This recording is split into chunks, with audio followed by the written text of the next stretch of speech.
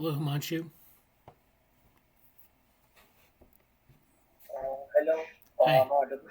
Yes, yes.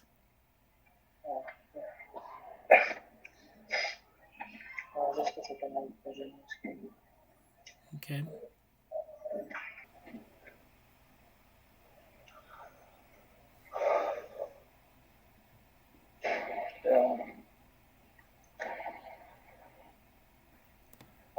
Yeah, okay. So I'll just get a brief of what I've done.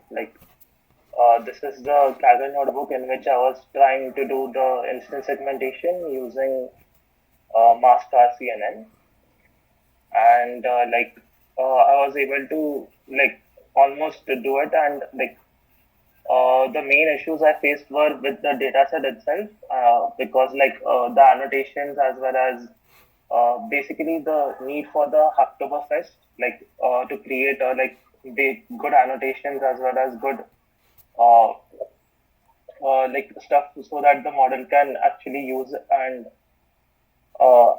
get better training results on. Like that was like the main point where the data was so to tackle that, I used a variety of things, and uh, for example, I use some transforms, I use Gaussian noise, and as well as some normalization techniques, and in the end, I was able to get the main issue was with the bounding boxes. So if you use the traditional method which is given in PyTorch or some other torch vision tools like for image processing on machine learning data. So their functions do not actually work with our data set. So I had to do the image processing on OpenCV. I'll just show you where I had done that. That was what you were Uh, showing in Slack, correct? yeah. So this is like a different way of doing reading the image, taking getting a gray image out of it, then using a threshold to you get only the binary image of it, and then using Canny-edge detections to detect the edges, which you can see over here, and then finding the contours, which will actually help us get the bounding rectangle, and using these bounding rectangles in the data set to so that each image has this is like the way the mask RCNN takes data, like the COCO data set annotations is in this format. So, uh, like along with our data set, to also make sure that it follows the COCO format as well. So, this is how it is taken. In this, the boxes is the bounding boxes of each image, and the image ID is basically one image ID. Each image has its particular ID. The area is taken it from the bounding boxes itself, and is crowd is basically if the images multiple instances are not, and so on. So this is where I was able to reach, get a particular data.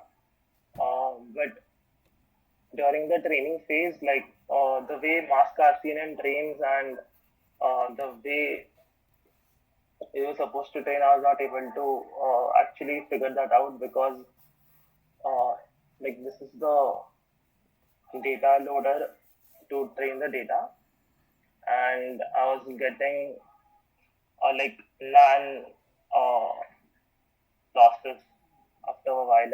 I used different techniques for training as well, like different functions as well as the evaluate function, which was used by the Coco evaluator itself, which I've written in the last area of my code. I'll show that, but I tried to train it once again, and I was getting some good results, but then the loss skyrocketed after a point. So I was trying to figure out that part as well.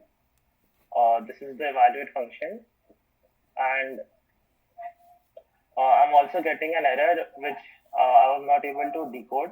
Like in this case, you have written like define, evaluate, ethics model, data loader, and device as the parameters, right?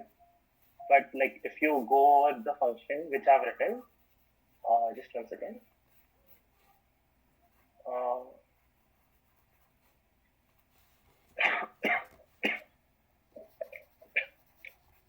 so yeah, here I'm calling the evaluator function in the same way like it has been told to like call, but then I was getting an error um, over here like see evaluate is missing two required positional arguments, data loader, test, and device, and uh, that's exactly how I called it. Like so, Yeah. I was not sure how what's happening over here, but in the end, like to make sure like to do image segmentation a different way, I use a different technique for instance segmentation. So Development already has semantic segmentation carried out by the previous GSoC users. Like so, there's a way to do instance segmentation using semantic segmentation outputs, which is like also used by a variety of image processing libraries as well as tools. Like the most basic of which is known as the watershed algorithm. So I tried to implement that on, and then I was able to get some good results. Oh, good. So, uh, so this is the watershed algorithm technique. Also, I also like cleaned the data set a lot, like the features and segmentation maps which I got had a lot of like a lot of like features did not had corresponding segmentation maps as well. Like in some point of the other, like there was some like it was 0 KB or some kind of error was there.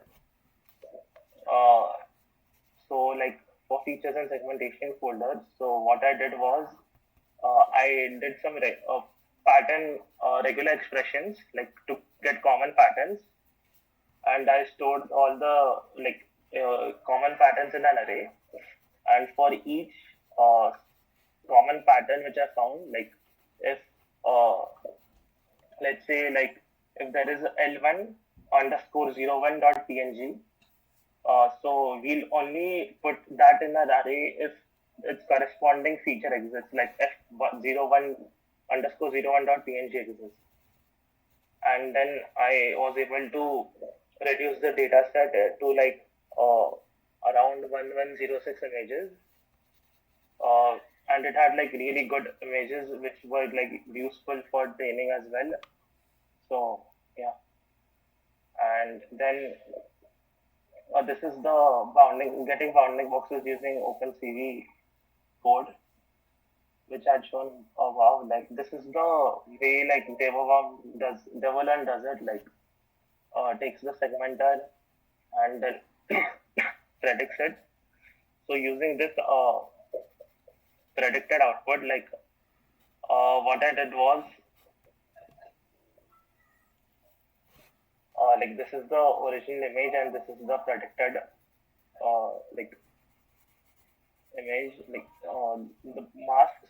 This is the one which is the already given to us like in the training set. This is the trained Devo output. And what I did was to get like watershed algorithm to work, you need to do a lot some pre-processing steps as well as making sure like uh, the instances are actually carried out perfectly. So you do some noise removal, and then you do some morphological activities like dilation and erosion. So after erosion, you make sure that the foreground area, that is like the cells with that are actually there, you use a distance transform on it, and then the unknown region you subtract it.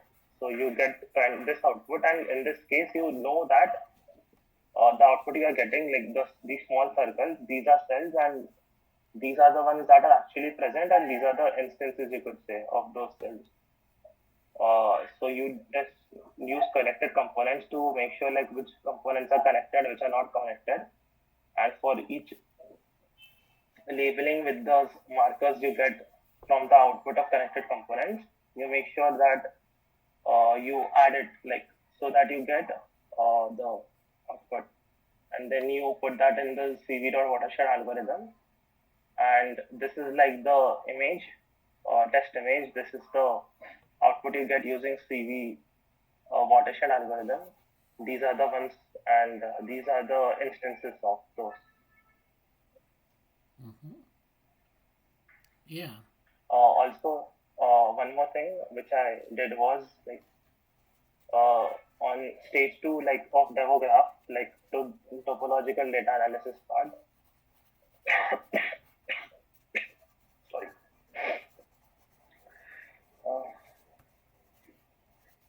Uh, yeah. The stage two of topological data analysis part.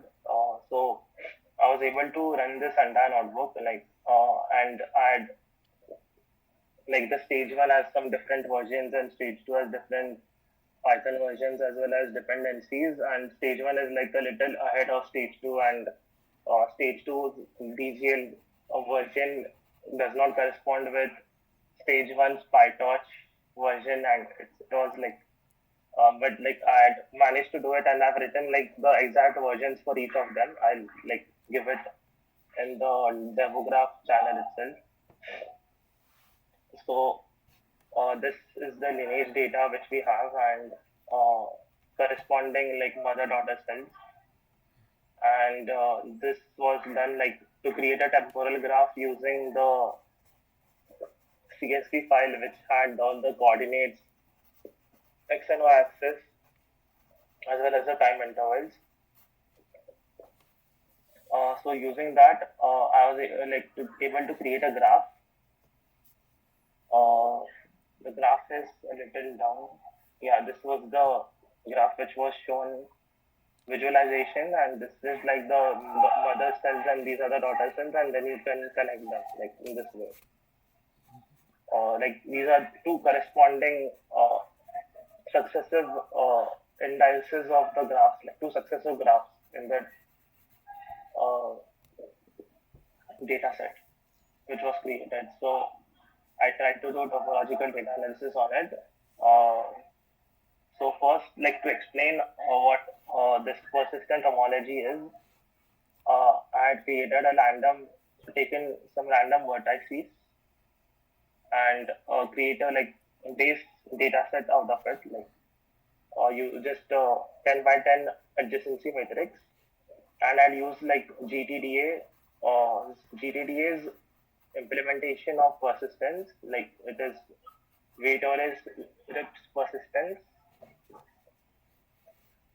So this VR thing, like this is the one which does the fit transform as well as the persistent, takes like the graph as the input, it has persistent homology on it, and gives out the corresponding persistent diagram for the data set. So in this case, it can be like a set or an array of adjacency matrices, like different graphs, basically an array of graphs.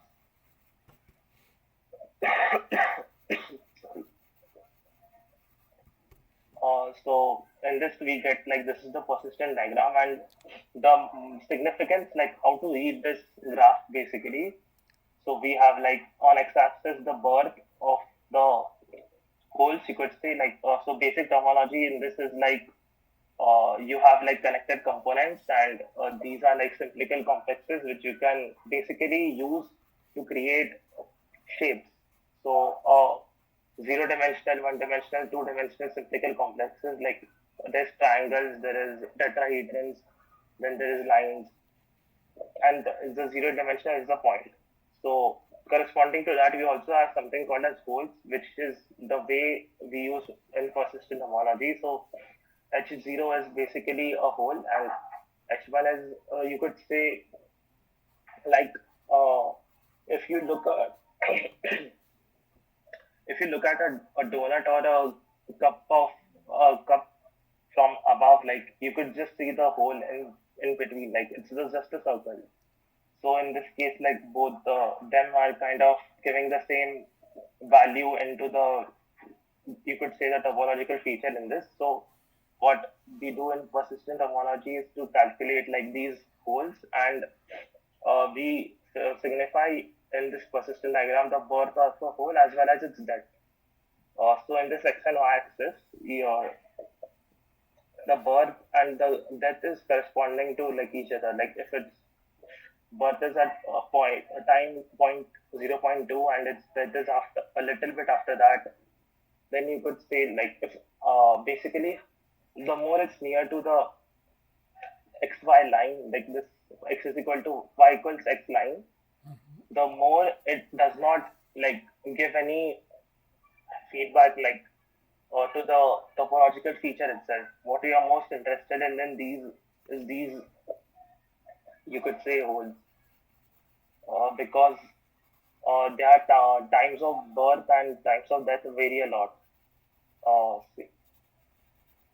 Basically, this means that if a hole is created, it persists for a longer period of time, as and when like you change the connected components in your graph. Right. So doing this also leads to like different graphs, and in this case, like one of the graphs which was given by our data set, I was able to just compute the topological data analysis of it, but I was able to get only like a single point over here, which was kind of confusing. Uh, and this is like another way of doing topological data analysis is you're taking a data set and you're converting it to a lumpy array, and then you're using this function to basically make it so that it's a connected graph of sorts. I'll show you the graph in a bit. And this W is something called as this is the width, and W distance is the Wasserstein distance. Like I can't pronounce it clearly, sorry. But this distance is what you are like most capable of, like which we want to look at, and basically this is the graph we get using the W distance of it, and this basically signifies like at time step 0 the D-GN2 of it is like at 0.6, and then the Wasserstein distance, like it decreases and then it increases, like so where it skyrockets, the one in which it's more important to look at. So this is like my progress in the past few months. I also did the similar things in like tools of image processing as well as graph processing tools like Fiji, as well as there is a tool for topological data analysis as well, but you need a particular way of annotations as well as graph building to actually put it in the graph format. So I could only like learn the software of sorts, but I was not able to actually incorporate this graph as well as the CSV file in it. But like the Hacktoberfest, the annotations part will greatly help in the future scope of the project. Yeah. Yeah. So that's Yeah, that's great. Thank you for the overview. So you went through stage 1, which was segmentation, stage 2, which was using the topological tools, and then now you have the graphs that you showed, and then the project can be improved through greater annotations that we are trying to get through the Hacktoberfest project and some of the other work that's going on. Yeah. Okay. Well, that all looks pretty good, and I noticed that you had some issues that you were able to overcome. You had some problems with trying to find a way to do stage one given the data that you had. So that's very good. You were able to figure out a way around that, a workaround, and then move to stage two and get some reasonable results. Of course, you have some obstacles there, but I think you've done a pretty good job of getting around those. So the plan is then you're going to submit the project by the 23rd. So it's this coming Yeah. Monday or Tuesday. And then do you have your documentation done or? Yeah, like I've done the documentation mostly on OneNote itself, but like I also have like a report of sorts which I can just show like a week by week way of the project as well as uh, like what requirements like as well as the terminologies etc. of the project. So I can just basically put that as well in the submission as well. Actually wanted to ask regarding the submission itself, like what is the actual format for it? Like, do we have to do it like similar to last year, which we had a, like a GSoC folder, like 2023, in that we have to upload our files, or is it something different? Yeah, I don't have one like for DevaWorm. I don't use the same type of approach that I did for. Let's see if I can get this. So you can put. You want to submit everything as on GitHub. You want to create a repository for the submission. So you can do that from your own account, or we can do it from. We can actually do it from DevoLearn. So let me show you where we might put this. Because last year we were doing it in a different set of repositories. I don't really have that marked out though. Let me share my screen. Oh, okay. Yeah. Actually, I'd seen the GSoC 2023 repository in DevoWorm, which is why I was like, but it Oh, did not have anything else. okay. Let me see if I can find it. Um, so yeah, there's let's see. Let me look for the deep. Yeah, we had. I think I may have made a GSoC 2023 in DevaWorm as well. Here, yeah, I see this. So this is the. Yeah, I have. All right, D-GNNs. Yeah, that's. It's empty. So why don't you put it in here in this account? And I don't. You can. I guess I have to give you permissions for this. So let me do that Yeah, after we finish here. So let's host the project here, and you can create your files in D-GNNs, and I will give you permissions to this repository. yeah. Last time, like I'd put a gist as well. Like for the report, you have to put right. There's a report you have to show to GSoC. I'd Yeah, put like a gist as well as the repository itself. So I think they are not accepting gist files this year. I'm not right. sure, but like, which is why I asked. Like, I had the same thing which I'd written in my README as a gist file and I submitted it, which was like accepted back then. But this year they are not accepting gist files. Okay, yeah. So you just link to the repository, I guess, and Yeah, then yeah, a lot of people use Gist, which is basically the same thing, where you have the link and it's just to that repository, and they open it up and they go to the README, and then they can start, and then as long as they can basically get to the software and run it, that's what you need to do. yes, And then we'll probably move that after that. I want to have that sort of static, and then we'll probably move that over to Devo Learn, where we have the graph Devo Graph repository, and that's something that yeah, we were working on last year, but I want to integrate that as well in there. yeah. So, like the devograph part, like I wanted to contribute more after the GSoC submission as well, but because like we did not have Jiahang like the majority of this Yeah, uh, duration because they were busy. So like once Jiahang comes, like we can do the like implementation of D-GNNs like the TOGLs, as well as incorporating topological data analysis during the stage 2 graph implementation as well. So, uh,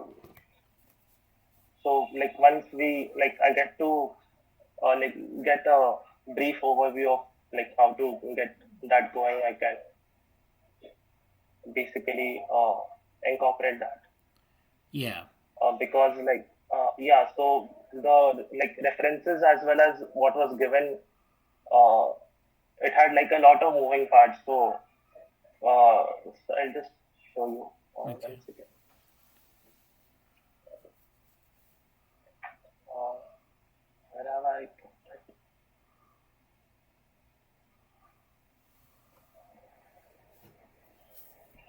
Oh, yeah. Uh, so this is like the topological data analysis on C. elegans locomotion and behavior. Okay. So this was like the reference which was given for, and the approach that was done over here, like taking sliding window embeddings and doing persistent homology on locomotion data, it is like similar to what we have done, but in this case, we have like they are comparing the entire, or you could say the worm that is moving. There is like a good diagram for it as well. I'll just show that. It was, I think, little major. See, like the worm is moving, and then they are getting like the mask. They're making the mask of it. They're doing some image processing techniques, and then they are basically calculating how the worm is moving with the in each point of time, and then using sliding window embeddings, they can like incorporate the temporal features as well into the vector embeddings itself, which is why they've used it. So in this case, like they have done like in the sliding window embedding part only, they have done the persistence diagram, and then like there are a lot of persistent diagrams which you get. Then you create a persistence landscape, and then you basically aggregate it to get like a average persistence landscape, which you can use as an embedding. But and this was and the TOGL thing which was referenced was a way to basically get like create topological embeddings in a like standard graph neural network layer. So incorporating those into our existing like stages is like kind of different because in TOGLs they are doing topological graph neural networks like on graphs itself. But Jiang's idea was to use embeddings to create the graph, not work on the graph.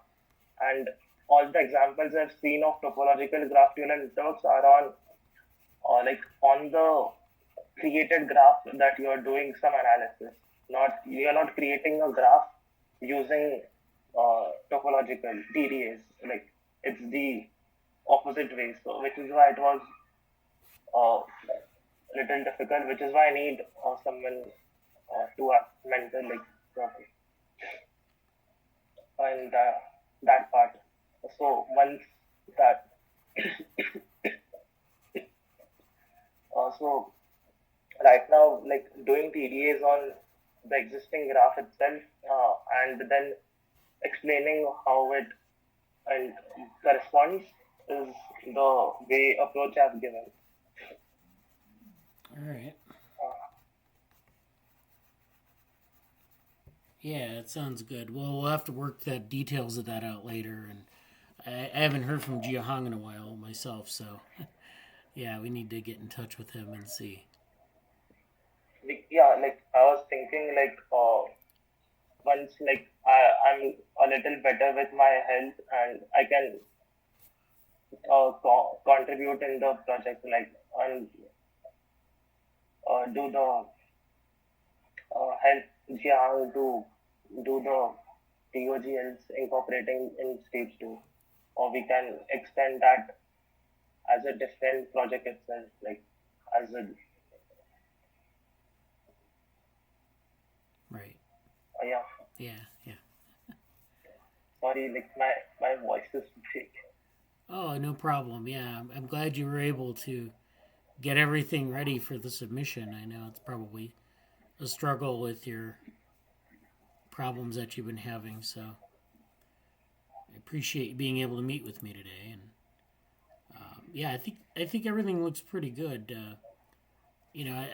All you need to do, I'll give you permissions for this repository, and you can put everything up there: the README file, the documentation, the code files, and then you'll just submit that link to GSoC and everything, and then I will take this and I will archive it into DevoLearn, the Devo Graph repository. I'll have to figure out where we want to put it, and then we'll have that. So we had the work from last year, which was Jiahong and Wataru, and they did they got to a certain point. They got to like stage 2, but they didn't get very far. And then you've gotten pretty far in stage 2, but we're still trying to figure out. I mean, it's a pretty hard problem, really.